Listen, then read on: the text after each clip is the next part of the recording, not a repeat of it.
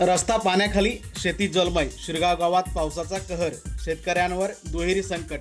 भातशेती जलमय, बाण बंदस्ती वाहून गेली. शहापूर तालुक्यात गेल्या काही तासांपासून सुरू असलेल्या मुसळधार पावसामुळे जनजीवन विस्कळीत झाले असून ग्रामीण भागाला त्याचा मोठा फटका बसत आहे. तालुक्यातील शिरगाव गावाला जोडणारा मुख्य मार्ग पाण्याखाली गेलाय. रस्त्यावरून मोठ्या प्रमाणात पाणी वाहत असल्याने नागरिकांना ये जा करताना मोठ्या अडचणींचा सामना करावा लागत आहे. दरम्यान गावालगत असलेली भातशेती पूर्णपणे पाण्याखाली गेली असून शेतकऱ्यांच्या मेहनतीवर पाणी फिरले आहे. अनेक शेतांमधील बांध आणि बंदिस्ती वाहून गेल्याने मोठे नुकसान झाले.